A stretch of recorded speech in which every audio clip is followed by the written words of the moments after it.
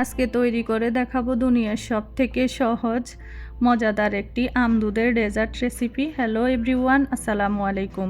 আমন্ত্রণ জানাচ্ছি লিজাজ কিচেন থেকে ডেজার্ট রেসিপিটি দেখার জন্য। আশা করছি আপনাদের কাছে খুবই ভালো লাগবে। বাসার ছোট বাচ্চারা খুবই পছন্দ করবে। যদি ভালো লাগে তাহলে রেসিপিটি ফলো করে বাসায় ট্রাই করতে পারেন। চলুন কথা না বাড়িয়ে শেয়ার করি। এখানে আমি একটি বড় সাইজের আম নিয়েছি, পাকা আম। এটা আমি কেটে নেব। এখন খোসা ছাড়িয়ে নিচ্ছি। আপনারা যদি আরও ছোট করে তৈরি করতে চান ডেজার্টটা, তাহলে আরও ছোট সাইজের আম নিতে পারেন বা মাঝারি সাইজের নিতে পারেন। আমি বড় সাইজের নিয়েছি। আমি একটু বড় করে ডেজার্টটা তৈরি করব। আমি দুইটা ডেজার্টে তৈরি করব। এখানে একটা ছোট হবে, একটা বড় সাইজের। ওই জন্য আমটা আমি বড় সাইজের নিয়েছি। এখন আমটার খোসা ছাড়িয়ে নিয়েছি। এখন আমি কিউব করে আমটাকে কেটে নেব। এই যে আমি একটা ছুরির সাহায্যে কিউব করে কেটে নিচ্ছি। এই তো আমার আমটা সুন্দরভাবে কিউব করে কাটা হয়ে গেছে। এখন আমি যেই বাটিতে ডেজার্টটা তৈরি করব ওই বাটিতে আমি তুলে নেব। আপনারা চাইলে পুডিংয়ের বাটি বা কেকের মোল্ডেও ডেজার্টটা তৈরি করে নিতে পারেন আপনাদের পছন্দ মতো শেপে। এই তো আমি সবগুলো আম তুলে নিয়েছি। এখন চুলায় একটি ফ্রাই প্যান বসিয়ে দিলাম।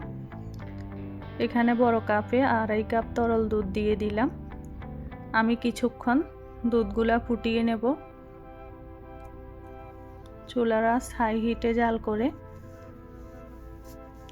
এই তো কিছুক্ষণ জাল করে ফুটিয়ে নেওয়ার পর আমি স্বাদ মতো চিনি দিয়ে দিচ্ছি। আপনারা যদি মিষ্টি না পছন্দ করেন তাহলে চিনিটা স্কিপ করতে পারেন। যদি আমের মিষ্টিতে হয়ে যায়, মিষ্টির ব্যালেন্সের জন্য একটু লবণ দিয়ে দিলাম।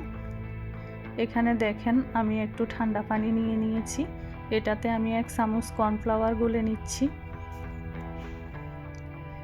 আর ব্যবহার করছি আমি জেলুটিন পাউডার। আপনারা আগার আগার পাউডারও ব্যবহার করতে পারেন এই যে ডেজার্টটাতে।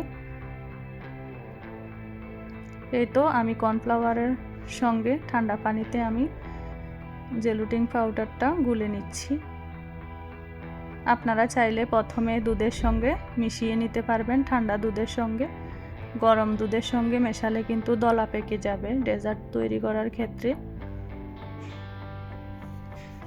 এই তো আমার মেশানো হয়ে গেছে।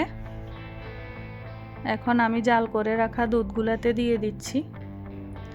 আমি দিয়ে এভাবে কিছুক্ষণ নেড়ে ছেড়ে চুলার আঁচ মিডিয়াম টু লো হিট করে জাল করে নেব। এই তো আমি নেড়ে চেড়ে দিচ্ছি। এইভাবে করে আমি কিছুক্ষণ নেড়ে চেড়ে নেব। 5 মিনিটের মতো জাল করে নিলেই হয়ে যাবে।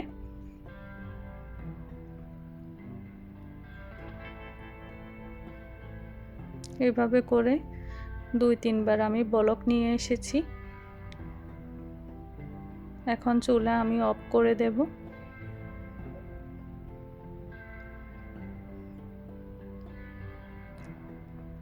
এই তো এখন আমি চুলা অফ করে দিয়েছি। 2-3 মিনিট পরে আমি যেভাবে কিউব করে কেটে আম তৈরি করে রেখেছিলাম ওই বাটিতে আমি দিয়ে দিচ্ছি দুধগুলা। এই তো বড় বাটিতে আমি ঢেলে নিচ্ছি। যে ছোট ডেজার্টটা তৈরি করব ওইটাতেও আমি দুধগুলা ঢেলে নিয়েছি। এখন কিছুক্ষণ অপেক্ষা করব ঠান্ডা হওয়ার জন্য।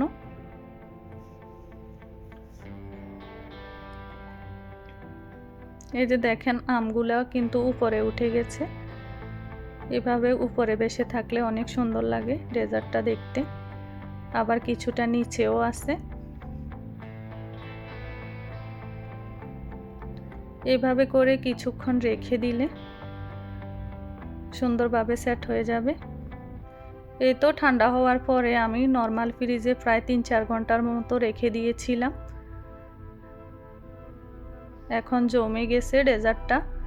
এখন আমি ছোট বাটির ওইটা কেটে দেখিয়ে দিচ্ছি। আপনারা চাইলে চামচ দিয়েও এভাবেও খেয়ে নিতে পারেন বাটিতে, আর চাইলে পরিবেশনও করে নিতে পারেন। আমি একটা পরিবেশন করে দেখিয়ে দেব।